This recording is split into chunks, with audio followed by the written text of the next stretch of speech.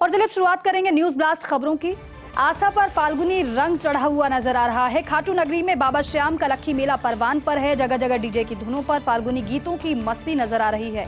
श्याम भक्ति में पदयात्रियों में नाचते गाते नजर आ रहे हैं ये भक्त। छोटी काशी जयपुर में गोविंद के दरबार में बिखर रही है फाल्गुनी छटा, तो वहीं गोविंद देव जी के दरबार में कल से शुरू 3 दिवसीय फागोत्सव भी है। कल पहले दिन 150 किलो रोखड़ी और गुलाब के फूलों से खेली होली। 16 मंडलियों के 200 कलाकारों ने फाग के राग पर कथक किया। कल मोती डूंगरी गणेश मंदिर में गणपति खेलेंगे गुलाल गोटा से होली।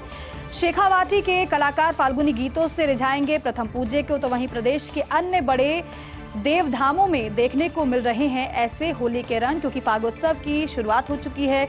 और अलग अलग मंदिरों की बात की जाए तो वहां पर किस तरीके से भक्तों में फाल्गुनी रंग चढ़ा हुआ नजर आ रहा है वो आप देखिए। लक्खी मेला परवान पर है बाबा खाटू श्याम का मेला, जिसकी शुरुआत हो चुकी है। बड़ी संख्या में श्रद्धालु पहुंच रहे हैं।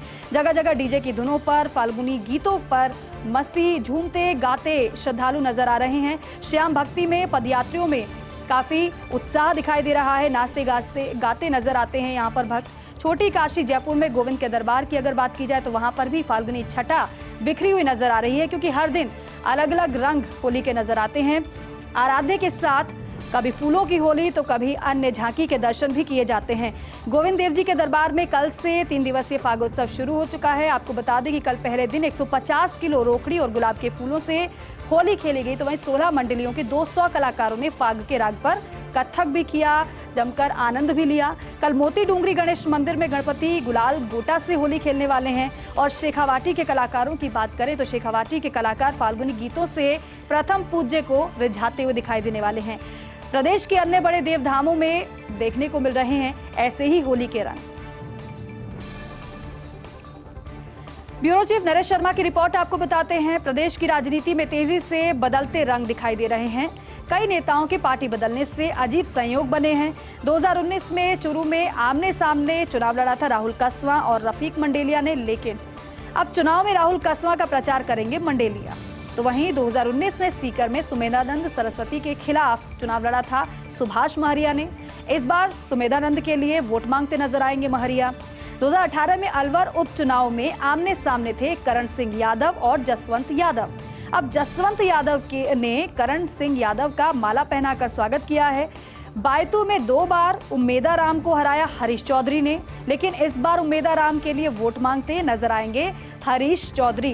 तो ये गजब का संयोग है। हालांकि ये कोई नई बात नहीं है, क्योंकि कहा भी इसलिए जाता है कि राजनीति में दुश्मनी उतना ही करिए जितना कि अगर आप आगे मिलते हैं तो फिर उसमें कोई इस तरीके से परेशानी ना हो। प्रदेश की राजनीति में तेजी से बदलते रंगों की तस्वीर कुछ इस कदर से नजर आ रही है, क्योंकि कई नेता जो बीते कुछ चुनाव में आमने सामने थे, अब इस चुनाव में वो एक दूसरे के लिए प्रचार करते हुए नजर आ रहे हैं। जो कभी प्रतिद्वंदी थे किसी के, वो अब उन्हीं के लिए वोट मांगते हुए नजर आने वाले हैं। कई नेताओं के पार्टी बदलने से ऐसा ही अजीब संयोग बन गया है। 2019 में चुरू में आमने सामने राहुल कसवा और रफीक मंडेलिया ने चुनाव लड़ा था, लेकिन अब इस बार की बात की जाए तो राहुल कसवा हालांकि भारतीय जनता पार्टी को छोड़कर कांग्रेस में शामिल हुए, उनके लिए प्रचार करेंगे मंडेलिया। 2019 में सीकर में सुमेधानंद के खिलाफ चुनाव लड़ा था सुभाष महरिया ने। इस बार सुमेधानंद के लिए वोट मांगते नजर आने वाले हैं महरिया। तो वहीं 2018 में अलवर उपचुनाव में आमने सामने थे करण सिंह यादव और जसवंत यादव। अब जसवंत यादव ने करण सिंह यादव का माला पहनाकर स्वागत किया।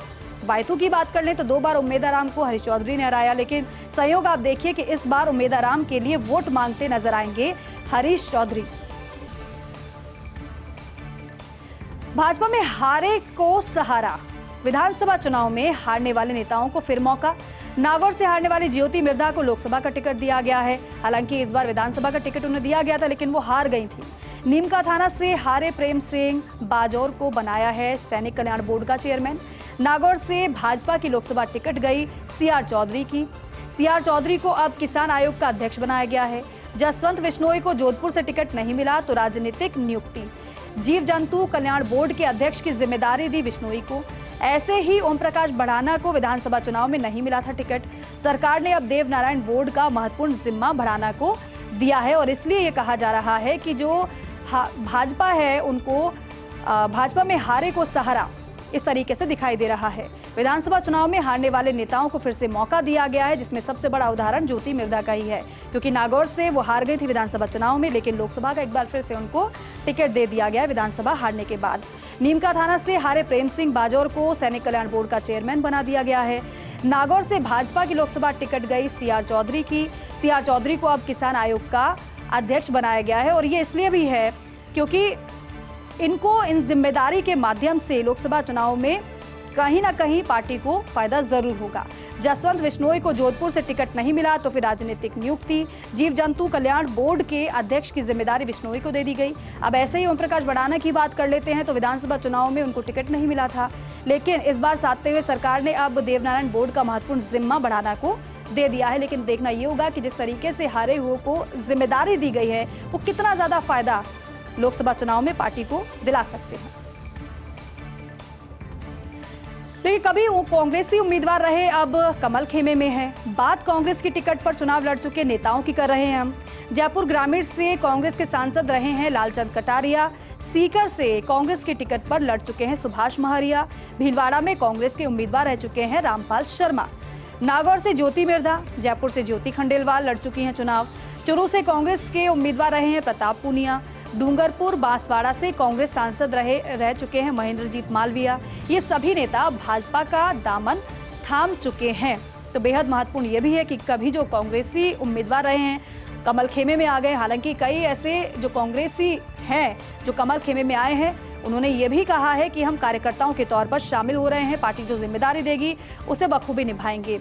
बात हम कर रहे हैं कांग्रेस की टिकट पर चुनाव लड़ चुके नेताओं की, जो कांग्रेस का साथ छोड़ चुके हैं और बीजेपी के साथ आ चुके हैं। जयपुर ग्रामीण से कांग्रेस के सांसद रहे हैं लालचंद कटारिया, बीजेपी में वो भी आ चुके हैं। सीकर से कांग्रेस की टिकट पर लड़ चुके सुभाष महरिया, इनका जिक्र इससे पहले हम कर रहे थे।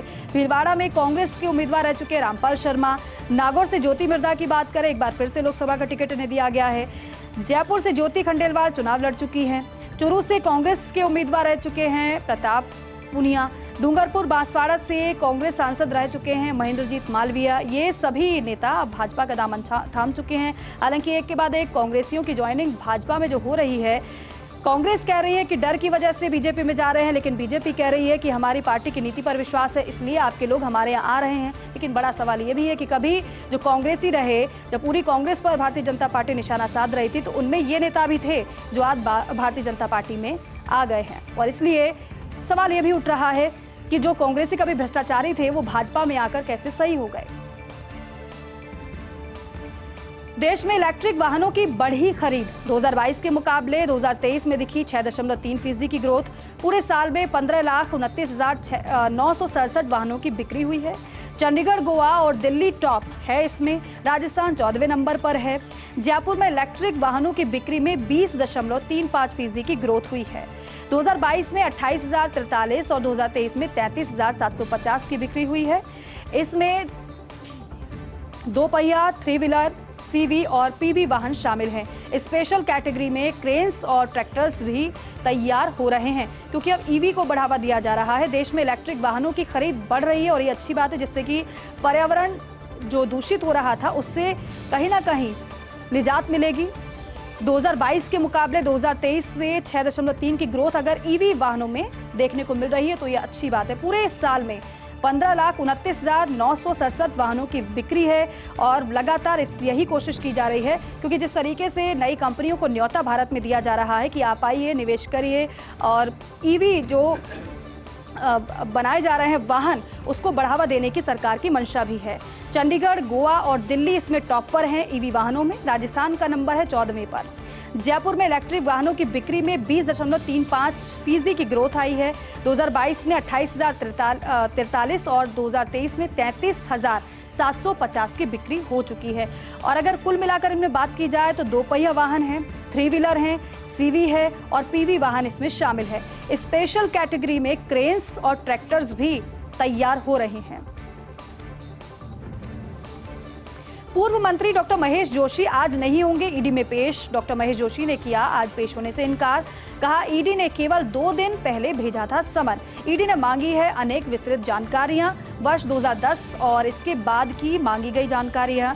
ये जानकारी जुटाने में ही लगेगा काफी वक्त, इसीलिए ईडी से मांगा जाएगा समय। डॉक्टर महेश जोशी को पूछताछ के लिए ईडी ने भेजा था शनिवार को समन।